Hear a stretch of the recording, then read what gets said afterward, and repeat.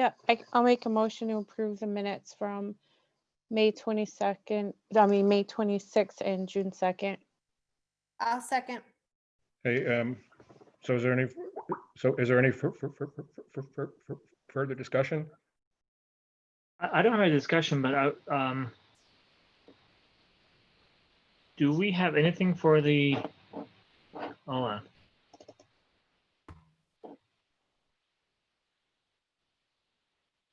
For the joint meeting? I have not seen the minutes to that, no. Okay. I just wanted to make sure if it was going to be part of the consent agenda, because it wasn't there before, but then we're all good. Okay. All right, so all those in favor? Aye. Aye. Aye. And all those opposed? All right. I did notice that Marcus wasn't going to be available tonight. So we're going to skip the student representative report. I think what I'd like to do is slowly get started with the visitors' comments. I know the number is still going up slowly, but I think we can start. So Jen, I don't know if that's something that you can, call people in. Sure thing. I think Stephanie Parent was the first one that I saw, and I'm not sure if that was for this or if she had the original concern. So, Stephanie, looks like she's still on mute. Oh, and then Robin. Okay. Steph, you're good to go. All right, I was actually, I think all set. It was just the connection issues, but yes, absolutely. Thank you all for the parade yesterday. It was amazing. The parents and kids standpoints, we all loved seeing you guys.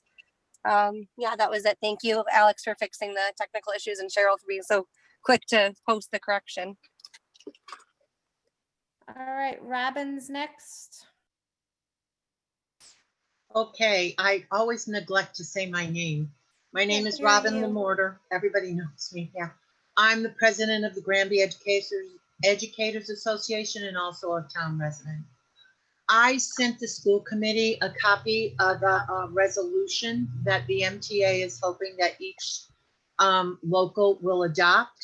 And it is to, with all the cuts and to funding, recently the Student Opportunity Act was passed, which gives more funding, granted not a lot to Granby, but the funding that we would receive with cuts that are being made would be a boost for us.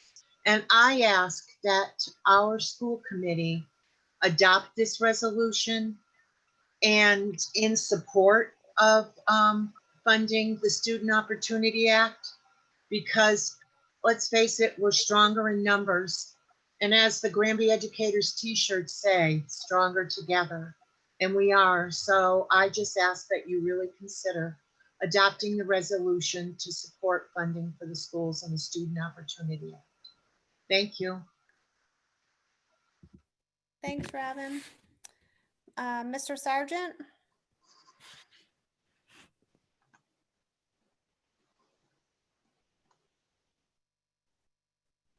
All right, Richard, you're good. Go ahead.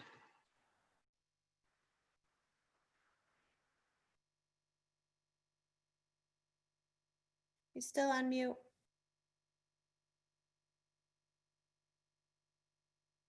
I don't know if that's something he does or if Alex does it.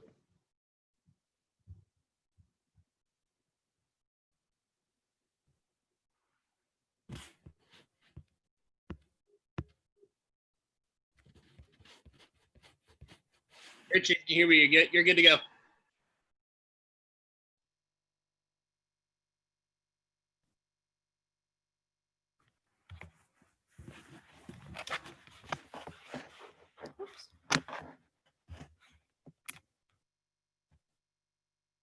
Mr. Sargent, you might have to hit your own on mute.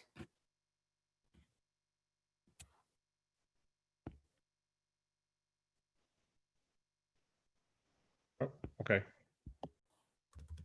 Should I move on? No, I saw the microphone change on his screen. I don't know. Okay, go ahead, try now.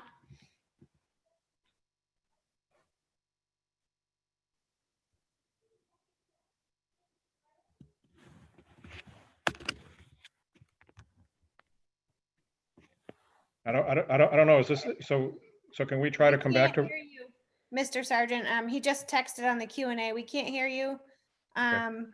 So we'll come back to him, see if Alex, see if you can work on that for us, please. Kim Goldsmith.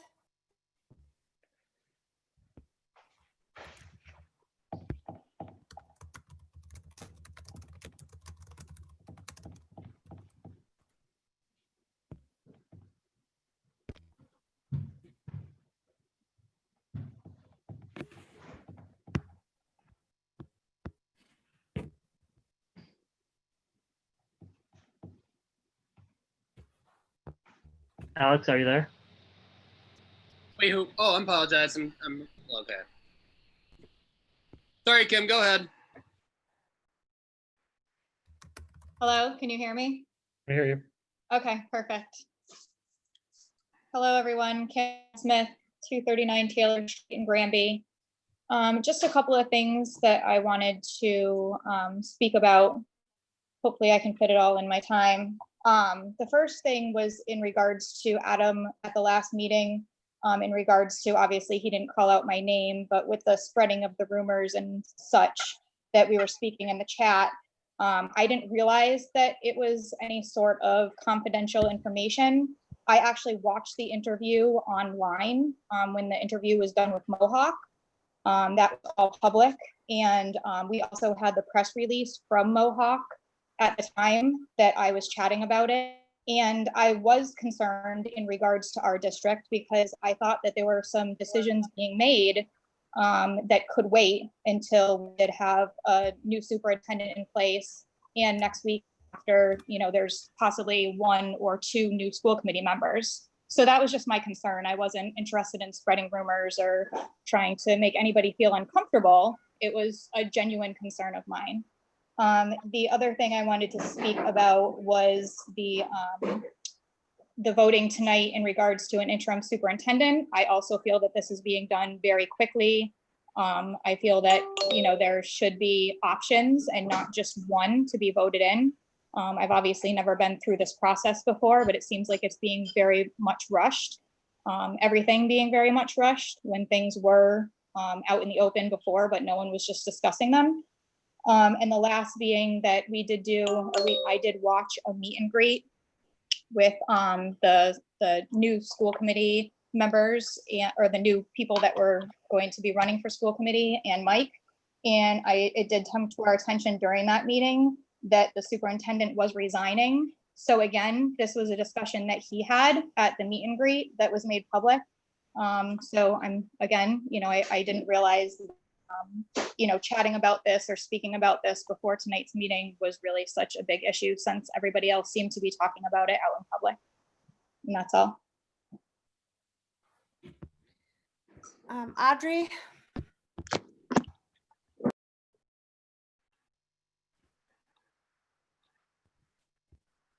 All right, Audrey, you're good. Awesome, thank you. Audrey Siudak, 21 Green Meadow Lane. I am just wanting to comment as it was stated, we had a meet the candidate opportunity where Stephanie Parent, myself and Mike all met online for a Zoom meeting. And it was brought about and to our attention that several of the teachers would be interested in having a say, most likely school committee members, giving them a quick phone call and just kind of touching base. So I'm hoping, although I understand we are under a time crunch and all of what's going on, but I feel like we could wait one more meeting for school committee members to call teachers individually, see who, once it's released who this potential candidate is, and kind of get their feedback on the staff's opinion. Because at this time, especially with all that's going on, hang on one second. Can you, Jason, sorry. With all that's going on right now, we really need our staff members, our teachers, to all be together. We don't need anything that's going to draw them apart. And as much as I think it'd be wonderful and important that it is someone that comes from within, we also need it to be someone that staff members have confidence in, and their opinion matters. So if the school committee members, top shelf, could reach out to them and and get their true, honest answers where they aren't going to be judged and they aren't, and hear from them. I think that would be very valuable. And that's it. Thank you. Thank you. So I'm not sure what to do with this. There's a comment that was written into the Q&A, and I'm not sure if I should read it into the record. It's so if you all can look in the Q&A spot, it's from Heather Labonte.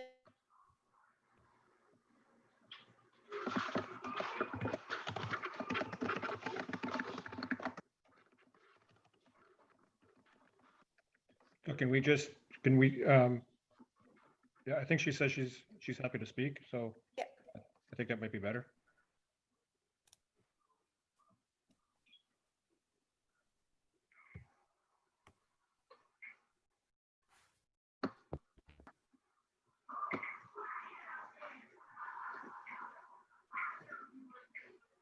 So we're gonna Okay, ask, so Alex, Heather, Okay. Heather Labonte, please. Alex, are you there?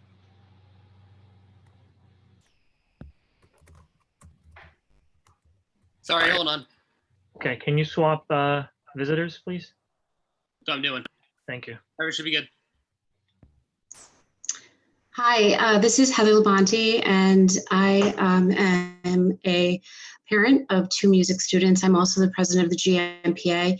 I just wanted to share I've heard some rumblings that there's potential for the music program to have some cuts, and I just wanted to share my support as a parent as well as the president of the GMPA that this is a really important program, and it supports a lot of, I think it's really important to the students as well as the community. And I just wanted to just speak up quickly about that. So those are my comments. Thank you. Thank Thank you. Krista Lindahl, I apologize if I butchered your last name. She's next. Chris is good to go. Hi there, thanks. Can you hear me? You can. Great. Hi, this is Krista Lindahl, and I just want to echo Heather's comments. I'm the current treasurer of the GMPA and also a parent of 2 East Meadow students. And I just wanted to express my support and feelings of the importance of continuing the instrumental program and drama and the music program wherever possible. As a former music teacher and a parent of a band student, and I'm hoping future band student, I think it's really essential that this program be available for the students as part of their school experience. It's one of my daughter's favorite parts of school and really, really adds to her academic and her whole school experience. That's all. Thank you. Leora Bergeron.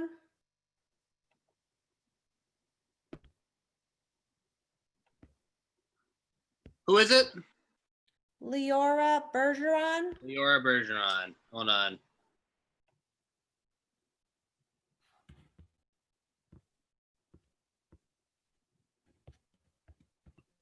All right, Leora's on. Hi guys, can you hear me? You can, thank you. Hi everyone, Leora Bergeron, 142 West Street, Granby. Same thing, I just want to kind of mimic with what Heather Labonte said as well. I'm all for the music program and band. My daughter's a drummer in the band and she loves it. She loves the music program with Mr. Sargent, Mr. Walls. She's really looking forward to when she goes over to the high school to do the drama club and everything as far as that goes. So I really just support the music program and theater and band, and I don't want to see that go as a parent. So just wanted to put my input in. And that's it. Thank you guys. Thank you. thank you. But Cheryl, good luck also to you. Okay.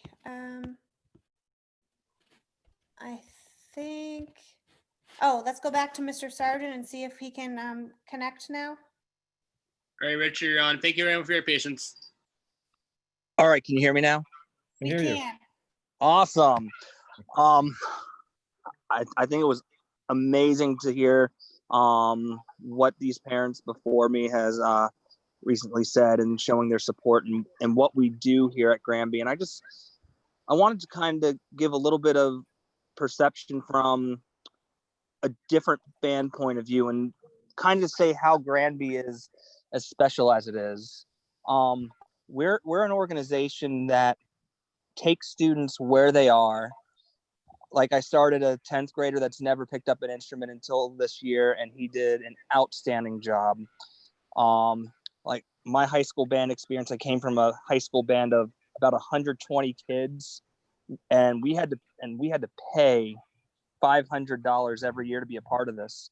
So in addition to taking everybody, we don't have those kind of fees. I remember my grandfather worked concession stands to pay for me between the ages of 74 and 78.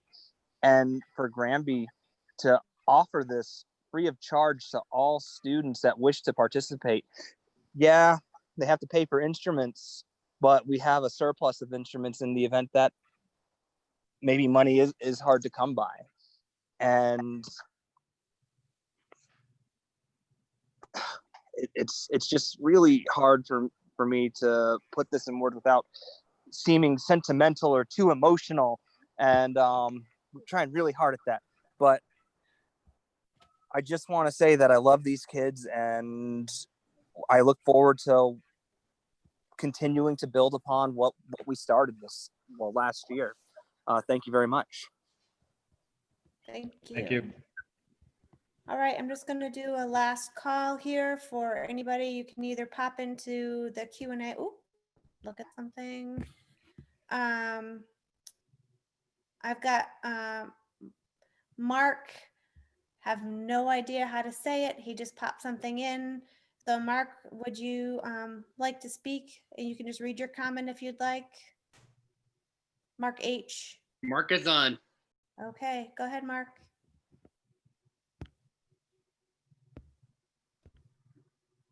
Oh, he's still on mute, it looks like.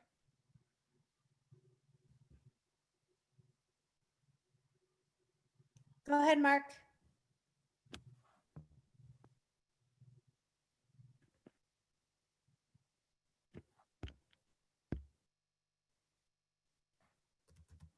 Can anyone else hear him?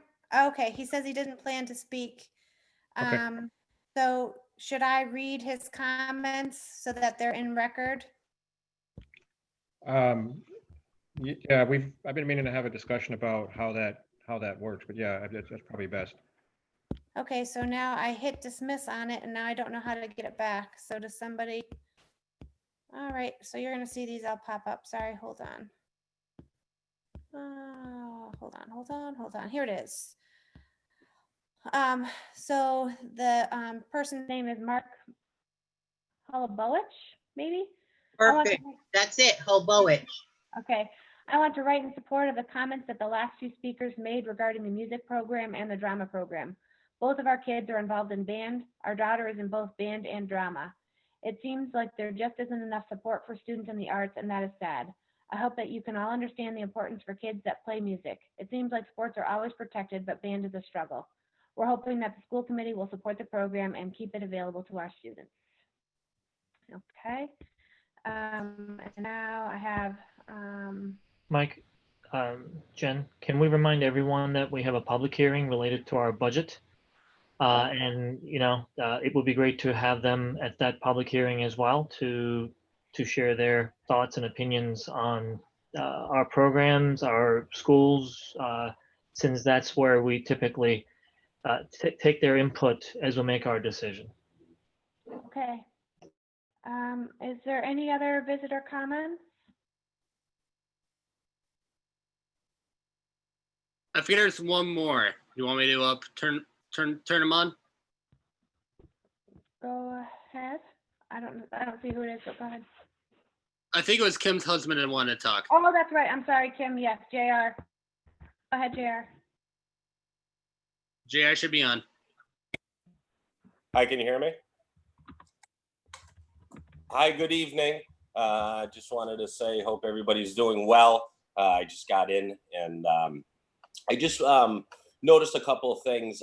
One, that Jim Petrus isn't on for the meeting again tonight. And maybe it would be a good idea to push off, you know, the vote for the interim superintendent, you know, for the next meeting, when all five members are there. And then the other only thing that I just had a question of is, you know, Cheryl's moving on. Wish her the best. And I'd just like to know the process for the new, you know, coming in to find a superintendent. Is that going to be in-house deal, or, you know, are you gonna go out and have a company like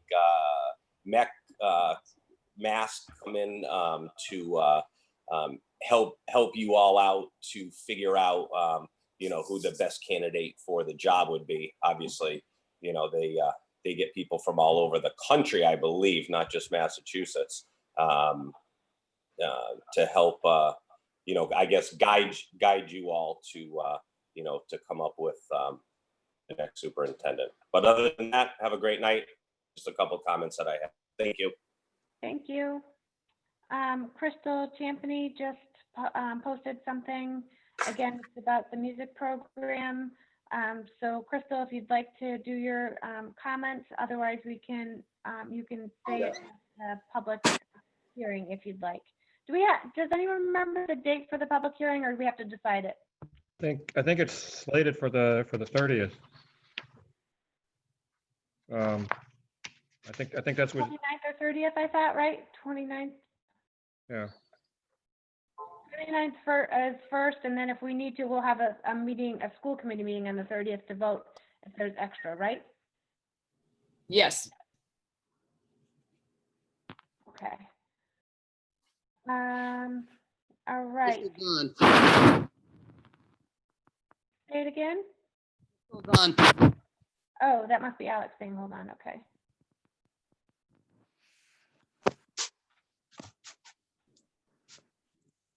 Yeah, Crystal's on.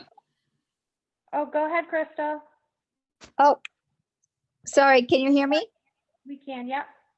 Okay, I do. I just wanted to support the program as well, and I will attend the public hearing when this comes up. But I just feel like this program is so important to our children, especially with all of the ways they worked so hard this year, and they weren't able to finish off the year with concerts and everything that was going to make it so fun for them.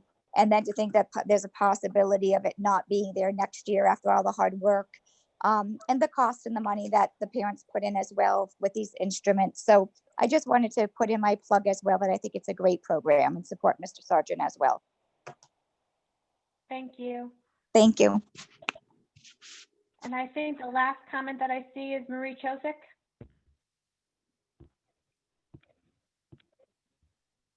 All right, she's done. Go ahead, Marie. Hello. Go ahead for your comment. Yeah, I just know how happy my husband and I were to be in a band program, and our children in band programs, and the older grandchildren in band programs. And I'm hoping that we can find a way to keep it going, particularly for this year when we've all got crazy schedules and the COVID going on. I'd love the seniors to be able to have it in their senior year, and the little kids being able to start to participate. So I hope we can make that work. Thank you. Thank you.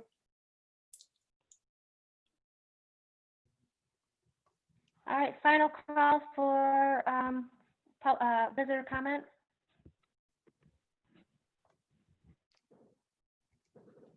Going once, going twice.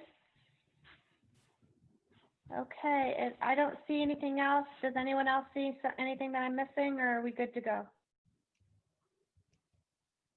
We're good. We're good, Mike, go ahead. Okay, I'm gonna, just so everyone's on the same page. No student representative report. I think I covered that because I saw the email from Marcus. I think he said he had to work. For new business, I'm going to push A, B, and C down a little bit and discuss D, E, F, and G, and probably old business, and then go back into the discussion on the interim superintendent. just so we can get a lot of this other stuff out of the way. Because my hope is we do whatever we need to do, and if we make it to executive session, we do what we need to do there, and then if we come back, we can make some sort of an announcement either way. Just so, like I said to everybody, we set up the agenda this way to give us the option to go forward, so we're not waiting for an agenda item, but by no means are we trying to push anything through. So that being said, D would be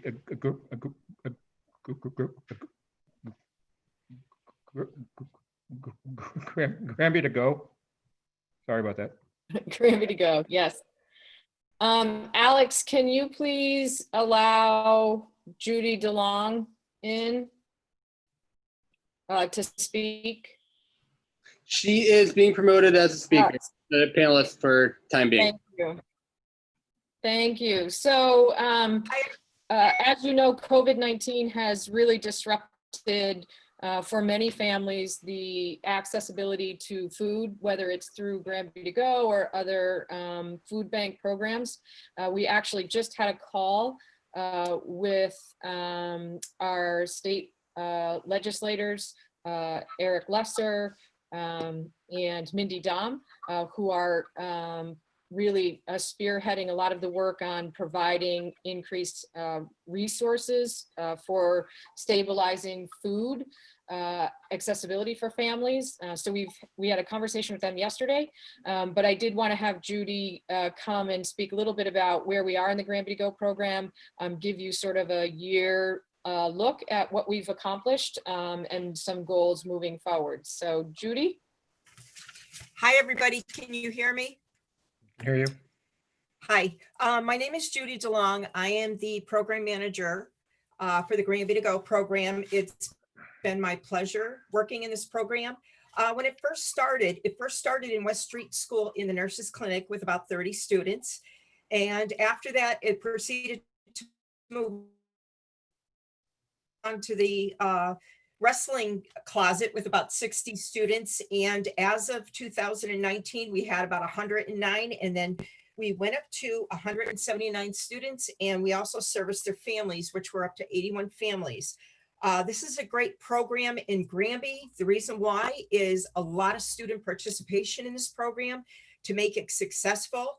They're helping their fellow students, whether it be with clothing, with a clothing drive, many different things with the program, a lot of different aspects where we try to help the student as a whole.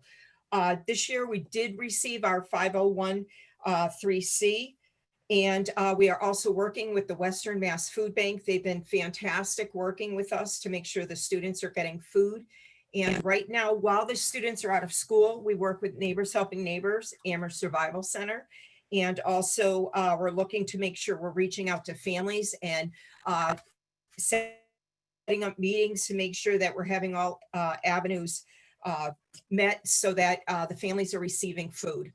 So it's a great program down the road.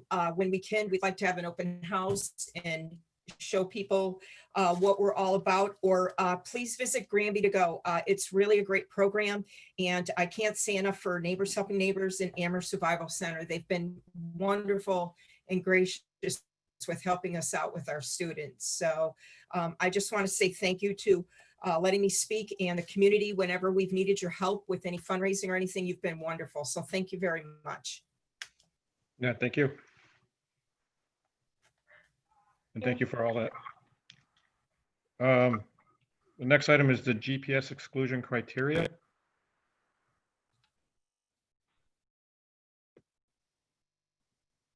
Adam, is that you? I think that's, I think that would be the nursing, because it seemed to be one day. It's like all about. Oh, I apologize. Yes, that's Nancy Jenks. Okay. Can we give Nancy access, please, Alex? On her way. Thank you.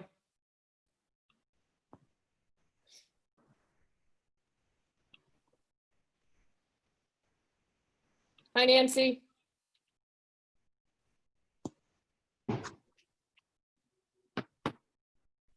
She's still on mute. I don't know. Can you hear me now? I can hear you. Okay.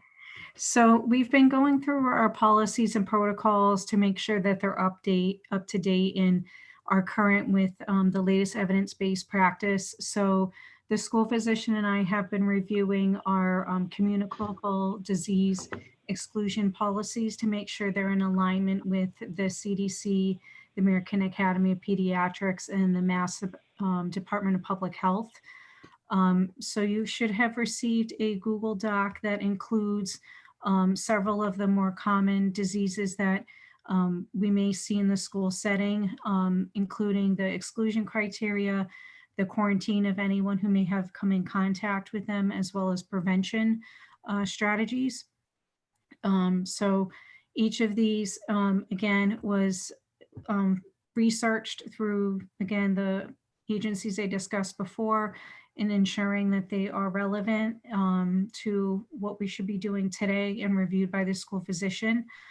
So I'm asking for confirmation of your approval so that we can put this forward beginning with the 2020-2021 school year. So you're looking for a vote? Yes. Okay. I just wasn't sure. I know, I thought in the past we had done some things like this, but I'm drawing a blank on some of it. Like, now is this new as far as this, the reason this is all by itself, or is this something that we voted on in the past? I'm just trying to get a sense of that. So we've had normally a few diseases that have been popped up, but to make sure that we're meeting the exclusion guidelines for what the Department of Public Health expects, the recommendations from the American Academy of Pediatrics, and then the CDC, as well as with the National Association of School Nursing, we're trying to make sure that what we're doing in the school setting is meeting those up-to-date practices. So that includes revising and reviewing what we have every few years, or adjusting them as new information comes out to make sure that we're doing what we're supposed to be doing from a health and nursing and wellness perspective to keeping staff and students healthy. Okay. Does anybody have anything they want to ask or discussion points before we get into having a vote to approve? And I'm assuming the fact that it says approval there means we can vote on it tonight? Yes. Okay. Nancy, is it much different? The only thing that I remember, or the only thing that stuck out to me as new, was the talk about the coronavirus or novel virus or something. So everything else I felt like we had previously talked about and approved. So is that really the only change? There was a couple things that, based off of the American Academy of recommendations in the CDC, that have been minor tweaks in terms of, how we respond in terms of sending kids home.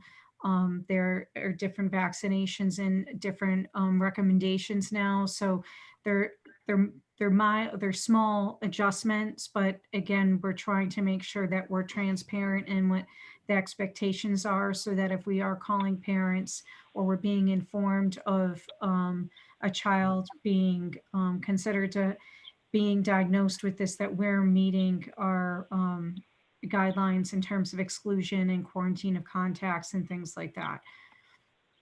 Okay, thanks.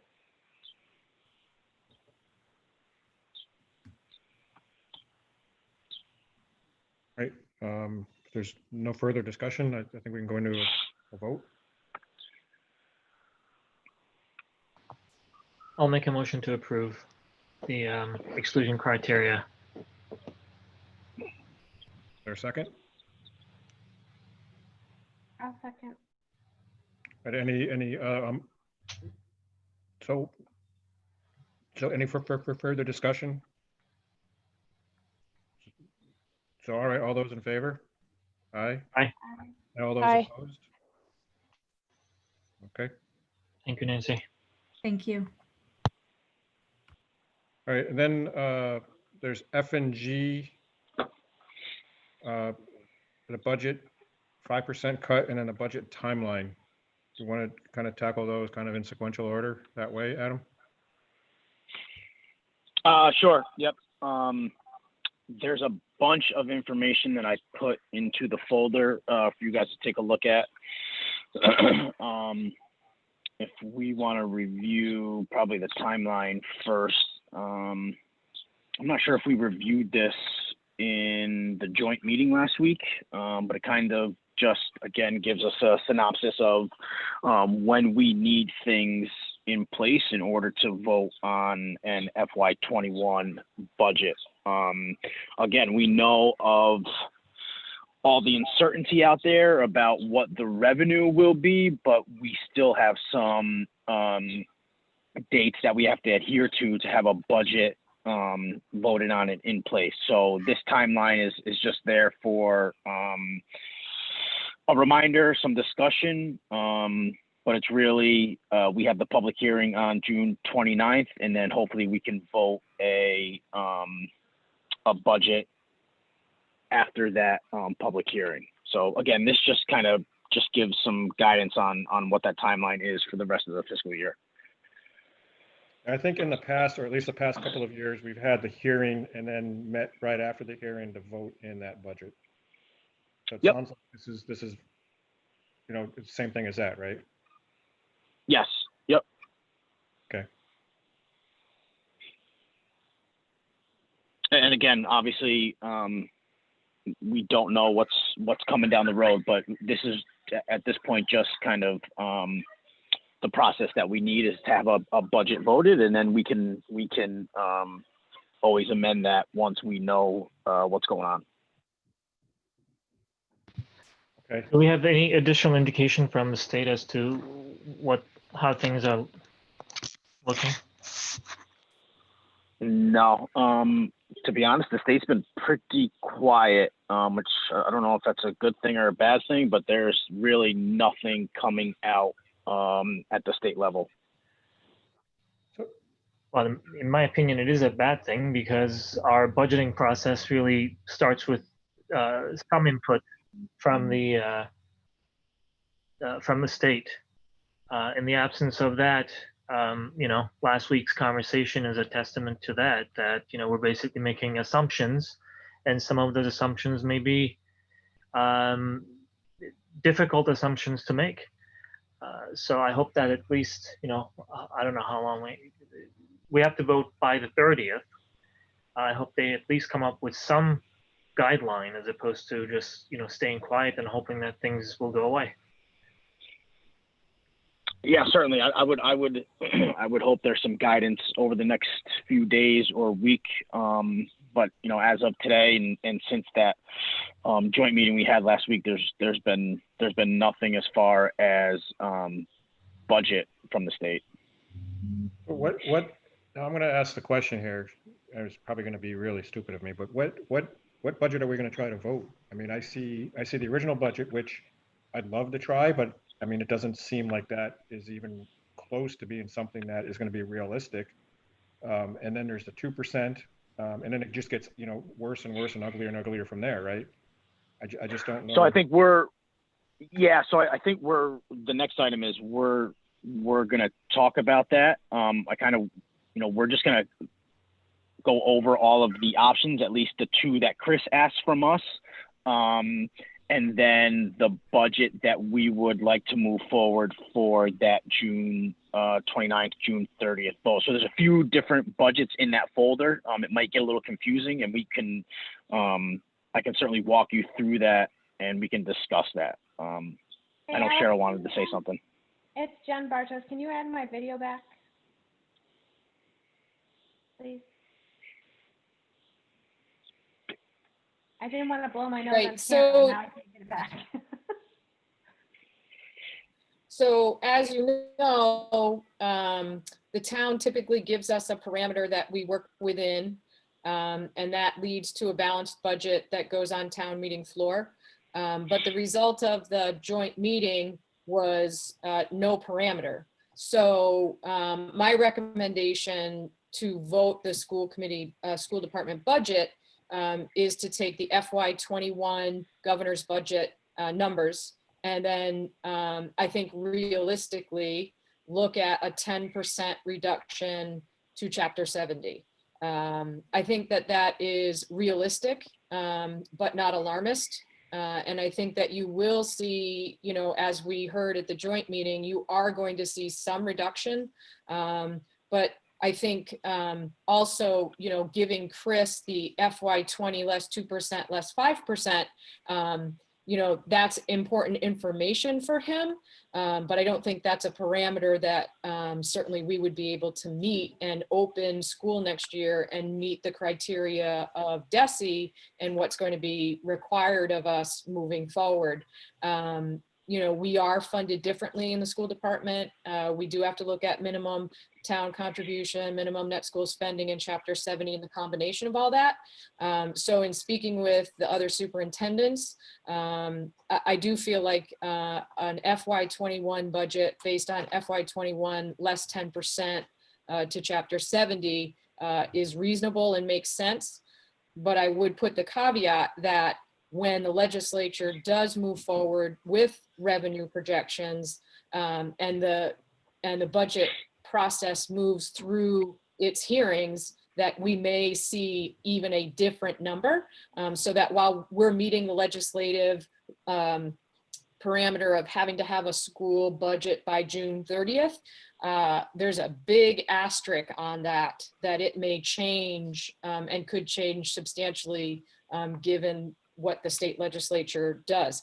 I will say I was just on a call with Jim McGovern and MASC. They, as you know, have the HERO Act out in the federal government.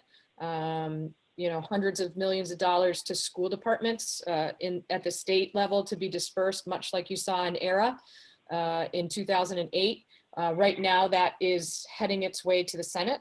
And I think that there is, you know, some hope that that will get some support, either that or an alternative, so that like we saw in 2008, municipalities, including school departments, would see some relief in terms of the huge reductions that, you know, that people are throwing out there, the 20% and things. So I think that's why the legislature in Massachusetts is kind of taking a wait and see a little bit, because if that funding comes, it will mean a substantial change in what we're able to accomplish in the budget season.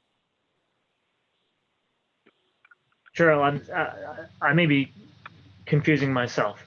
If we have to vote our 2021 budget by the 30th, if the information doesn't come in and the school committee votes for a 2021 budget, then are you suggesting that we still have the opportunity to go back and update it based on the information that may come based on the federal aid? Yeah. Yes. So, question. Well, technically, so that's an interesting point, because not technically, best practices, Emory, is that even in a normal budget year, we would go back and amend the originally voted budget by school committee once the final cherry sheet numbers have been released, and once the final budget moved through the House and the Senate and the governor signs it. So essentially, it's really no different. Obviously, we're under a little more constraint this year, but the process is, you know, vote a budget and then reconcile that to the final numbers once the governor signs it in. So I have a question.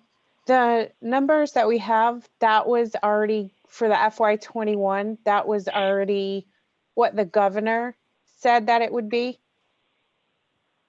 So the numbers for FY21 was the governor's preliminary budget released at the end of January, before COVID was even impacting it. And they haven't done the cherry sheets yet? Yeah, so the cherry sheets are out as well. But again, those change as the budget moves through the House and then the Senate, and then again, once the governor signs all that into legislation. Okay.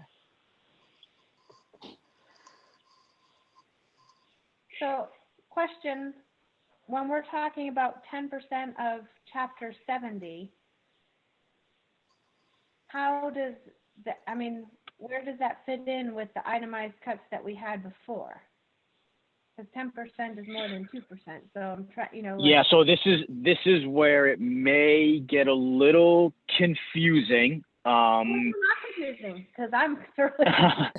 Yeah, this is where and yes, we're well aware that there's 3, 4 multiple different scenarios, but yes, it can get a little confusing. So I'm not sure how we want to go about trying to explain that, if we want to try to go about explaining that. Well, But talk to me like I'm dumb, and that will help, because I feel it right now.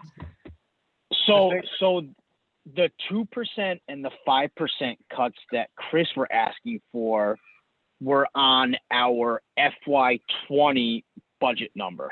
Okay, so that percentage, that total cut number right off the bat is going to be totally different number than if we were to apply 2 or 5% cuts to our projected FY21 revenue. Does that make sense to everybody? Does everyone get that? Because I know that was a little confusing too when we talked about it. So when Chris asked for the 2% and 5% cuts, what his plan is to have a 1/12 budget. So when he asked for the 2% and 5% cuts, he wanted them off of what our FY20 budget was. Make sense? So the way I understood this, right, is the 10% we're talking about is on chapter 70, which on your sheet is 4,686,000, right? 468,000 or whatever that may be. Yeah, that would be the 10% on that piece. The 2% cut was to the overall budget, and that came to 559,000. So it's really the percent on what you're trying to place, right? Again, though, it's apples and oranges. So Chris is asking for 2% and 5% cuts on our operating budget from last year. We're taking 10% off of our revenue for FY21 and then building the budget that way. Right. But the bottom line here is if you look at the 10% off of the chapter 70 money, that's less than the 2% that they asked us to take a look at for that, for that exercise. Correct. Yep. Correct. Mm-hmm. That's still I'm sorry. Right. And if I can, it does not make sense to me to ignore that the minimum town contribution for FY21 under the Student Opportunity Act went up over $250,000. So I think using FY20 is very low as a place to start. And so I think it's almost unreasonable. Again, I get why the other departments would be funded that way or asked to cut that way, but it doesn't make sense for the school department because the minimum town contribution, as I said, went up substantially based on law. So I think we have to be careful about that. And our starting point just needs to be different. Question. When they asked, I'm not talking about the town, when the state asked us to just potentially look at, were they doing it based off of what they projected the FY21 numbers are going to be? Because they had already posted the projection. So to have us go back to FY20 when we already know what FY21 is going to be, it's kind of difficult. So again, when you say they, who are I mean the not state, the town? Not the town, Yep. the state. When they asked us to look at this, is it based on what they already gave us as a projection? So a couple things. These the 10%, 15%, 20% cuts, none of this has been any guidance from the state. This is just what districts around the Commonwealth are preparing for. So none of this guidance came from the state per se. It's just what every other district in the Commonwealth are preparing for. Some districts are planning to cut 20% from their Chapter 70 and build the budget that way. So it's kind of each district obviously is different depending on the fiscal nature of that district, but there's been no guidance from DESE saying Granby cut 10%, another district cut 15%. We're kind of just projecting the worst at this point. But you're talking about, these are cuts to revenue, whereas the other ones were cuts that we need to make in our operating budget. So what I'm having a disconnect, because if we cut the revenue by a certain amount, what does that mean for the operating, like, where does that equate to? Does the 10% in the revenue of, for chapter 70, does that mean it's a 12% cut in our budget that we're looking at? Basically, if we're saying we're getting less money, because we have to a zero budget, so we have to, everything has to balance. So if we have a 10% reduction in revenue, that means we can only spend the amount of revenue we're getting, because we can't keep expenses higher than revenue if we know we're not getting that. I understand that, but it doesn't, what does that equate to for cuts? That's where they have to make. So we came up with two different lists for the 2% and the 5%, and I'm not seeing where they tie together. So I guess for the 2% and the 5% cuts, those would tie together. So we made a 2% cut list and then a 5% cut list. And on the 5% cut list, it's everything that's on the 2% cut list plus $282,000 more. So those lists do correlate to each other. No, they correlate. That's fine. But is it the 5% one that equates to the 10% decrease in revenue? Or is it the 2% list of cuts that equates to the 10% loss? So again, so this is where it gets confusing, and I'm glad you're asking these questions. It doesn't seem like we're talking about I understand that there's an impact on what the bottom line dollar is, but we have these lists floating around of what the cuts are going to be. And I'm not seeing where it's correlated, what those cuts mean to the reduction in revenue. And that's where we need to essentially the 2% and 5% cuts that Chris asked for are essentially the same cuts for the 10% reduction in chapter 70. So then I think this is the piece I'm starting to struggle with too. That's a completely different number, which would mean that the cuts to get there would be different than the cuts that are on either of these lists. Does that make sense? Like I don't have a number that gets to that. Like I don't see a list that gets me to that number, which now leads me to believe, and I don't mean to be really that blunt here, but I'm trying to figure out what I need to do tonight and what we need to do tonight and what we need to decide tonight. Does that make sense? Yeah, that's where I'm coming from, Mike, is like I don't see where they equal up. So, and I'm also not keen on having to put my vote on any of these budgets that equate to cuts that we're not sure that we actually have to make. So if I may, we are not voting tonight. This is the budget that we would be presenting to public hearing. Okay. So tonight is the opportunity to discuss. What's that?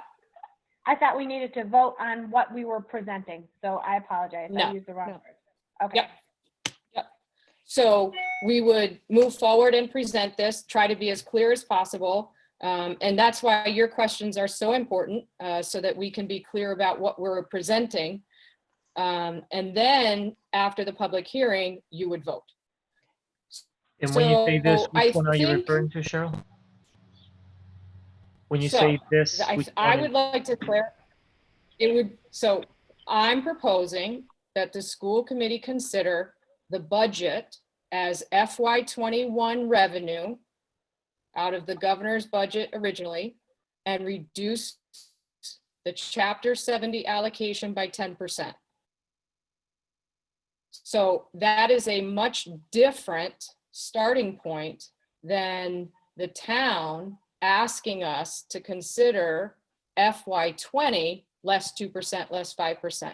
So there, in my mind, they're really two completely different things. So when I think about the budget, we created a budget back in January that was FY21 based on the governor's budget with all of the revenue on the cherry sheet, and we built all of the school needs and resources around that number, right? The FY20 revenue numbers. What's coming, what information is coming is that we can anticipate some revenue reduction. The revenue reduction that I'm anticipating is the 10% out of Chapter 70. So that is the money that the state sends the town in order to run the school district.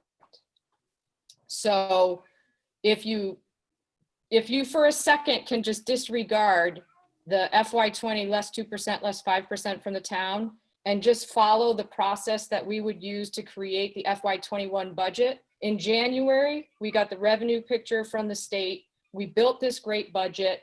And if you recall, we received the in-kind numbers from Chris that were much larger than we thought. And then we had to go back and sort of take out some of the things that were in our budget. And then we went to the next iteration of the budget, right? So we had an FY21 budget. It had all of this revenue picture. It had now the in-kind sheet, and we were ready to move forward. And then all of a sudden COVID hit. And all of a sudden we need to think about, if the revenue picture changes in the Commonwealth, which it looks like it is, then where would we reduce? And what amount would we reduce by? So in my mind, it makes sense that the legislature would reduce Chapter 70 funding to schools and towns by 10%.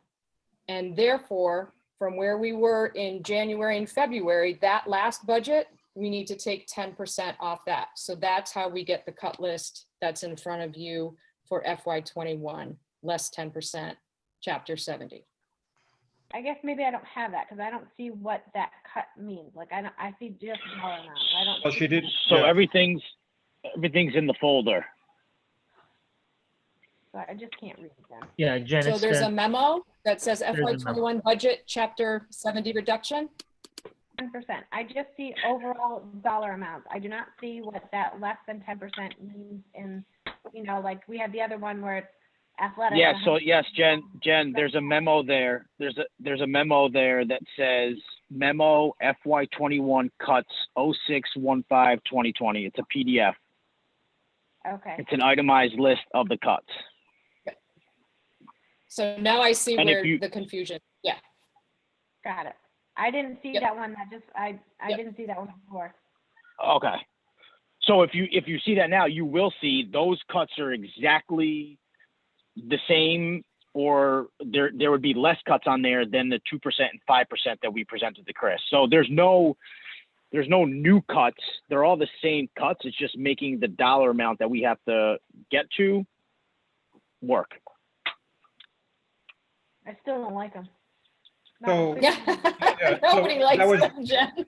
That was going to be my question, is if we approve the dollar amount, do we have the ability to haggle and fight over what eventually does get cut? Because I'm just thinking some of this, I'm whatever, right? There's some of it on this list that it is what it is, and if it has to go, it has to go. And then there's other parts of the list that I think we're shortchanging, the district. And if it's any way, if there's any way that we can get at least parts of it in, that would be the direction I would want to go. But I understand the need to kind of hit a dollar amount at the same time. And then I also understand we need to start making plans if stuff needs to be cut. Those plans also have to be made. So I get it. I'm just wondering what the next step is. Well, that's the conversation right now, right? So, to Jen's point, there are no good cuts. We are lean to start. I think this represents least impact in the classroom. And if the school committee wants the DLT to, look at other options, we can do that. Although I'm not sure what other options are there. The largest percent of our budget is salary. So we really start to get at personnel when we start to make $500,000 cuts in the budget. who's gonna want to come to this? Who's getting Yeah, crazy? to Cheryl's point, I mean, we're 80% salary and 10% like all other expenses. So, you know, and we mentioned this in the last meeting, what we tried to do was stay as far away from the classroom as we possibly could. So we didn't impact any of that instruction. And also to Jen's point, yes, I mean, we don't want to make any of these cuts, obviously, but, you know, we're unfortunately at a time where, you know, ultimately we're going to have to make cuts. There's no question that we're going to have to do that. So, So I guess it's obviously a difficult conversation, but we need to have it. So what this will do for us, it seems, it will give us a budget that reflects some recognition that there will be some cuts, and any one of these budgets can be discussed, amended, get amended on the town floor. If by that time, you know, numbers seem to be completely out of whack, we can make that adjustment on the town floor one way or the other. So anybody can propose that amendment. But again, this at least puts a budget out there that we can work with.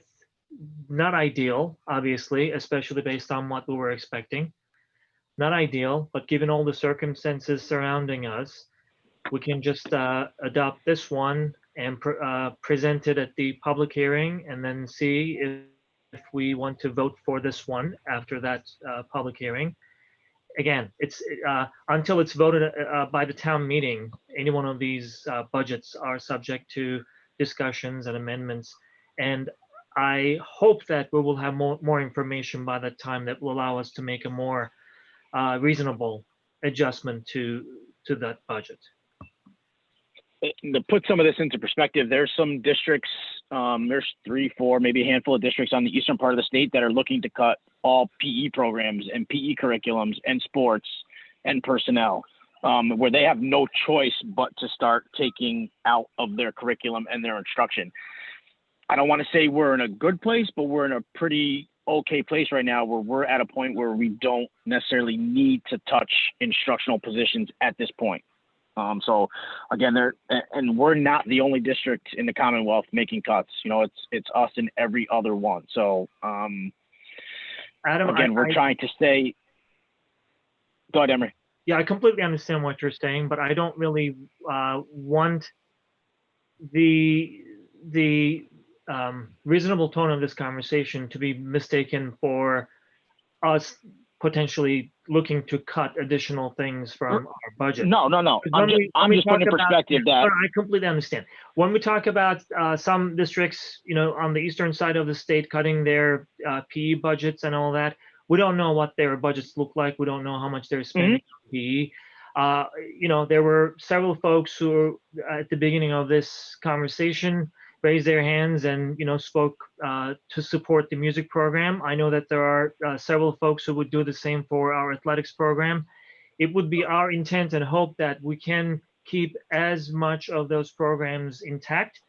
That's why, you know, as these numbers become a little more clear, hopefully it will be a little more positive tone. Right now, what we're doing, we're reflecting what we are seeing, and we are making this 10% adjustment to Chapter 70 just as the first step as we go to the public hearing. Is that fair to say? Oh, certainly. Yeah. Yep. Certainly. So reading this with your cuts, then the drama and music program is not listed in this 10%. Is that correct? Correct. So the biggest extracurricular thing is all of athletics. Correct. I went 2 meetings without crying, but here I am. This is devastating. For all of us. I mean, there's so many things. And again, it's also tough because we don't know what school in general is going to look like next year right now anyway. So, you know, we're not sure what staffing is going to look like, what instruction is going to look like moving forward. So it's a big guessing game and a big waiting game right now. I think we're all on the same page. We're in agreement that it's not really ideal, but again, hopefully we have some better conversations about any one of those programs in the coming days. One, number two, as Adam said, if, for instance, the first semester we were not even expecting to have athletics, then it may not be as impactful as we are thinking, and we may be able to do something to salvage the second semester for sports. But this is not the last time we're talking about this. I'm sure there will be other conversations where we're going to try to see where we can find the funds to make sure that these programs exist next school year. So again, I got to come back to just making sure. What do you need from us for tonight? Is this just an FYI that this is what you're planning to propose for next week and kind of, our understanding? Because obviously we're not. I don't think we're anywhere near ready to try to anything like a vote on this tonight. I know I'm not, but no, I think it is just to make sure that we are good with this 10% reduction from Chapter 70 scenario as our budget to present at the public hearing. Is that correct, Cheryl, Adam? Yeah. It's essentially a baseline. Like we need. We're assuming there's going to be a reduction in Chapter 70, and 10% I think is a pretty in the middle baseline for us to start at. Okay. So we don't need to vote or anything else. I don't know if people want to discuss this any further at this point. But if there's no need for a vote, I don't know what else to really say. I mean, to me, this is kind of like when you're at the register and it asks you if this dollar amount is good for your bill, and you're like, no, but you kind of have to hit okay so you can leave the store, right? Right. The next item, I don't know if we want to jump into old business right now. Remote learning plan. I don't know if you have anything to say on that. Sure. So I know that there's been quite a bit of discussion about the DESE guidance that came out about a week and a half ago for personal protective equipment, PPEs, that are going to be required in the district.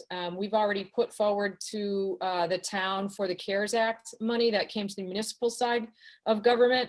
We've put forward, I believe, correct me if I'm wrong, Adam, about $25,000 in PPE purchases. And that's based on the recommendation of DESE for 12 weeks. So I want to be clear, that does not get us through the year. That's a 12-week recommendation. And I also want to be clear that that was not a recommendation that impacted the remote learning plan, nor the reopening plan for the Commonwealth, for schools in the Commonwealth. That guidance in draft form will be coming either late this week or early next week. So, I have heard some parent concern about what reopening could look like or will look like based on that PPE guidance that came out, but I don't want to mix the two. We are waiting for DESE to make their recommendation, like I said, at the end of this week or next week.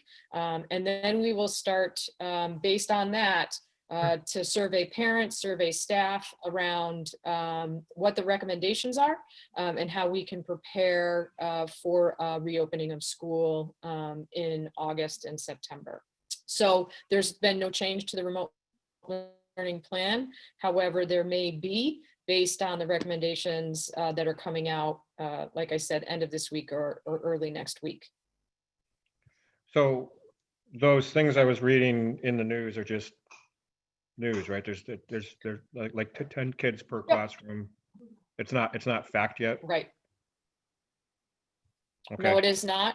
I think, there is a work group that is working at the state level with DESE, with the Department of Public Health, obviously using the CDC guidelines as they create Commonwealth specific guidelines. But in several of the calls with the commissioner, it's very clear that it is not the intent to use the PPE guidance as any kind of determinant of how the details around how we're going to open schools. You know, to say that we're going to have 10 kids in the classroom, we do not know that yet. What I could say probably and predict is that there may be regional models that are put out by DESE, regional guidance based on cases in your area. And if there are spikes in your area, geographic area or region, responses that DESE would be putting out as guidance. So, you know, we are waiting, and we don't want to, you know, put out a survey that, let's say, asks parents, you know, would you send your child if it was a half day, when the guidance doesn't suggest that half day is a model that we can use. So, you know, I know it's a tough time right now. There's not a lot of information out there, and I actually appreciate that DESE is taking a slow approach with this, because they are getting input and feedback from a lot of stakeholder groups, so that when the guidance does come out, it should be well represented of constituencies, so that we can then move forward at DLT and then share with parents. Okay. I mean, I myself would argue that I would have hoped to get information faster, because it's all going to impact the budget at some point, right? So yes, we don't know how to structure a budget from a couple of different fronts, really, is kind of what I'm sensing. Right. Right. You can expect that there will be recommendations around class size, students per classroom per square feet. Whether that's a directive or guidance, we're not sure yet. And whether that comes at grade level specific guidance, let's say for pre-K through 2, 3 through 6, and 7 through 12, you know, based on what we're seeing in the scientific research, I think you'll see some differences in approach for the grade levels, given how COVID-19 is affecting the different levels. But there's a whole host of things that we're waiting on. Did you lose me? My connection is unstable. No, you're good. And to your point, they will. Okay. To your point, they will have. I'm going to stop my video. That usually helps. You know, to your point, they will have budgetary impacts that we will have to discuss as a committee and as a community, how to meet the guideline. Okay. Anybody else want to ask anything on that? You know, on that. All right. East Meadow class size. I think. What do we need here to kind of start the ball moving again? I know we've been kind of waiting on the state, but I hate to say this. I'm kind of afraid that we're not going to get any information until like the week before school starts. So what do we think we need to do to kind of pick this up again? Right now, if nothing else is to happen, we've got one class that is currently in 3 classrooms. It's going to be squeezed into 2, and I'm just not sure what our next steps should be on this one. So we can at least start to plan for it and ask for things that we might need to make a decision. Can we get updated numbers of what those classes are, like with current enrollments and everything? Because I've lost the thread, and I just want the, you know, current registrations and everything else. Yep. So I would suggest that the committee send me a list of what you're looking for in terms of information, updated information. We do have an enrollment dashboard that we are going to roll out for you at the next school committee meeting, even if it's at the public hearing. It will answer, I think, some of your questions around where we're at specifically, but we would certainly want to add the class sizes per grade level to that.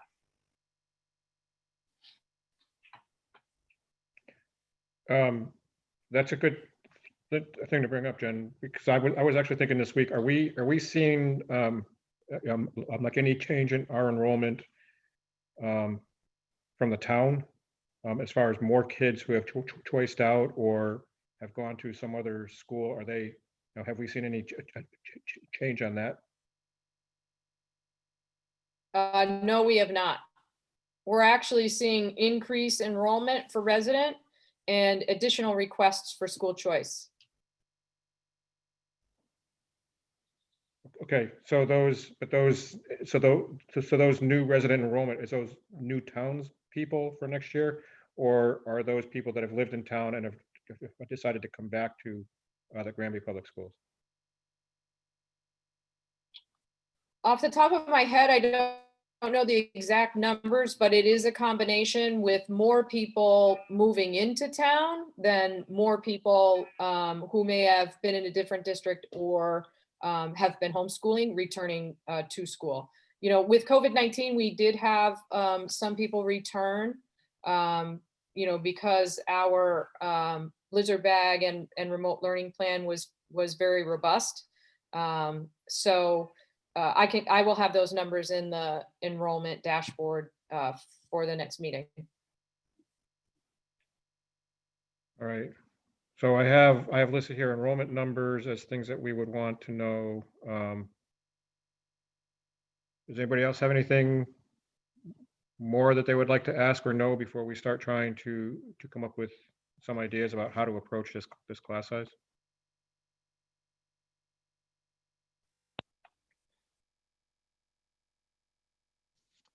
Okay. I'm going to jump back now and go back to A in new business, where we start the 3 items about the discussion of the interim superintendent. I did see that Jim has made it. He's been here with us for a little bit now, but I just did, I also wanted to make that announcement. So I don't know who takes this.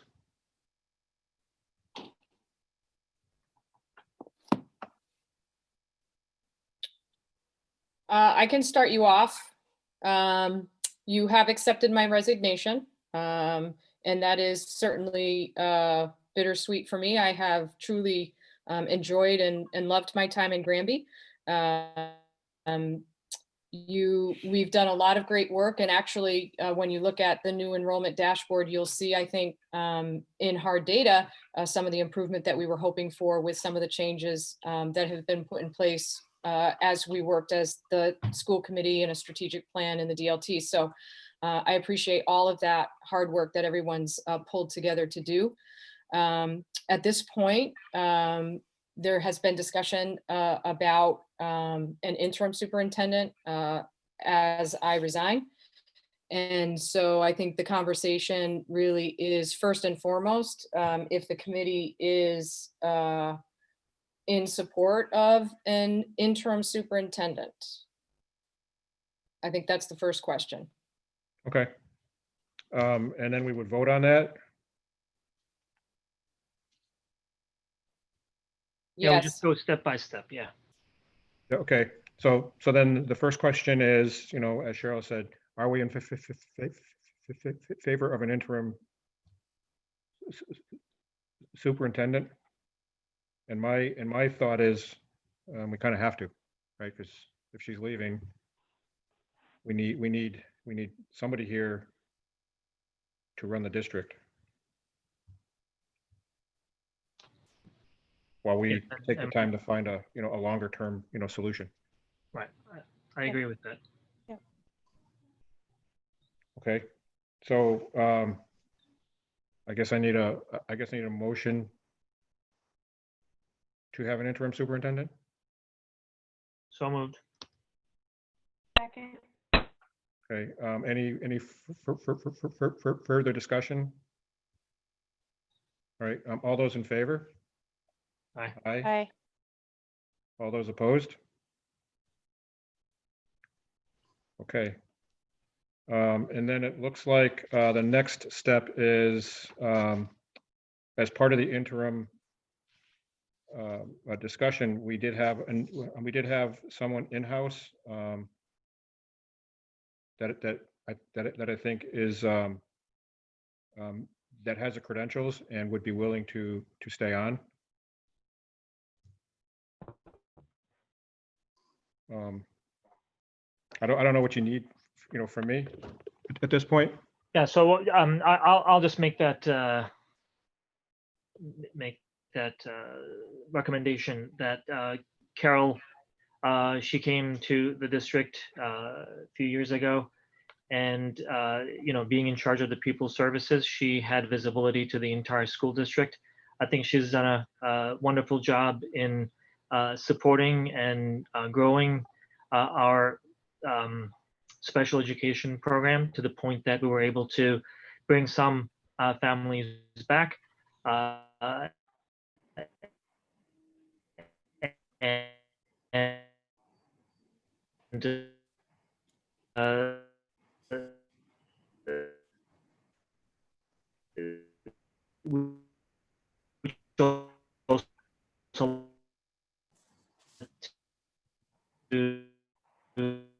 some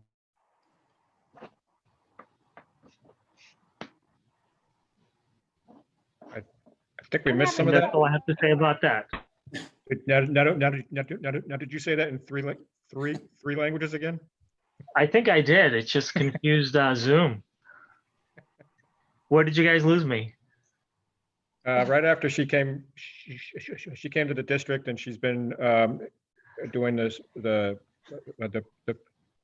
prior role for a number of years, and she had. Yeah, so let me just, it seems like it was at the beginning. I think she's done a wonderful job as a pupil services director.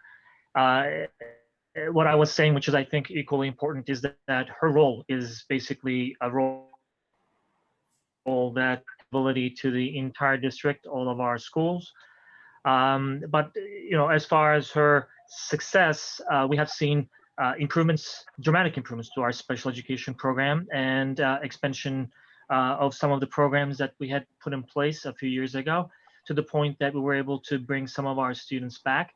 That shows her ability to work very closely with families, with students, and basically work to achieve the objectives that she set out for herself, which were the objectives that she shared with us when she first joined us. I think from that perspective, given that we are looking for an interim superintendent until we go for that permanent superintendent search, I think she would be a great choice for that position, for the interim position. Does anybody else have anything they want to say? Because I honestly agree. I think I do too. I think this allows us the ability to do a search with a committee and a full a full search the way we decide we want to do the search, and not feel rushed into something. And I also like it because it's less interruption. We have the interim superintendent. We've already filled the position that she was going to vacate with her retirement.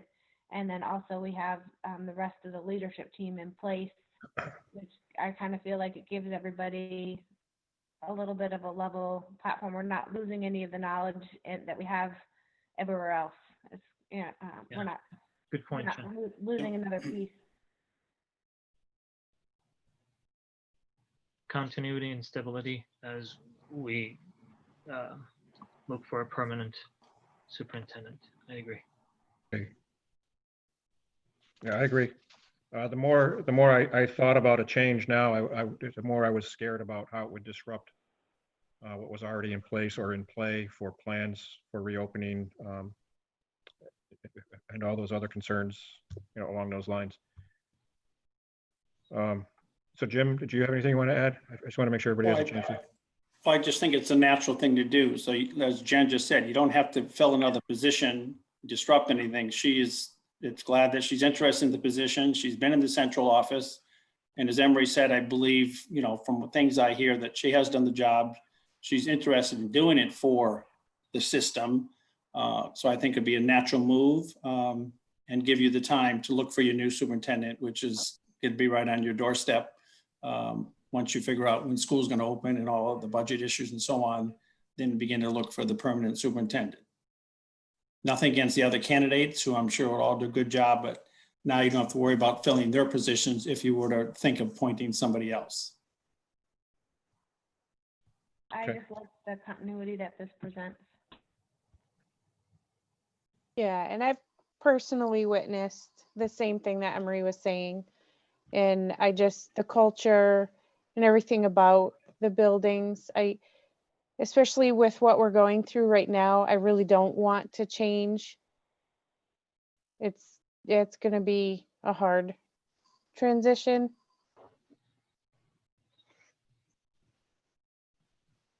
Right, so are we in agreement that we want to move forward with the next step, which is I think to vote vote to approve her, but then I'll make that subject to negotiations that will enter in the in the executive session. Sounds like a good plan. Yeah, so I'll make a motion to vote Carol Hepworth as our interim superintendent until a search for permanent superintendent has been concluded. I'll second.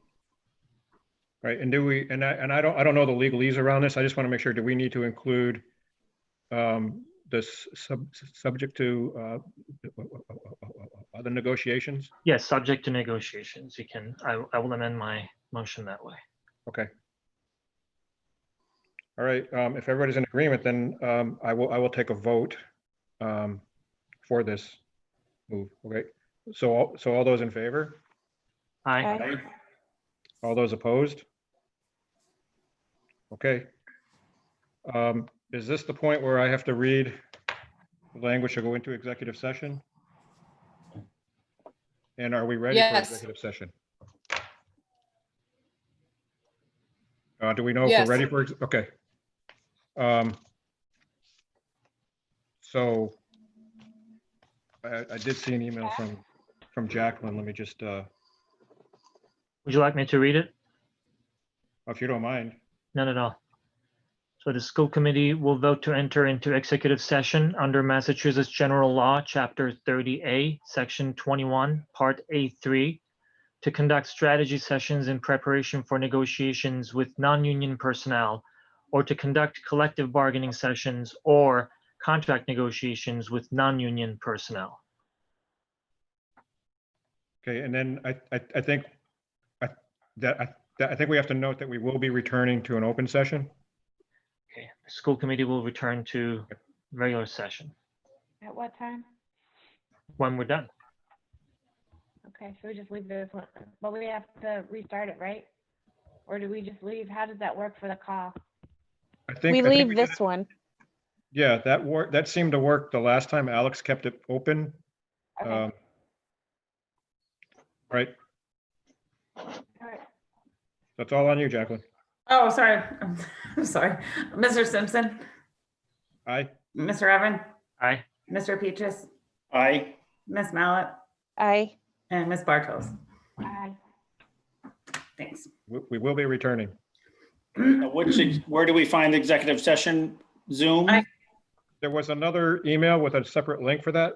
The one that Alex sent?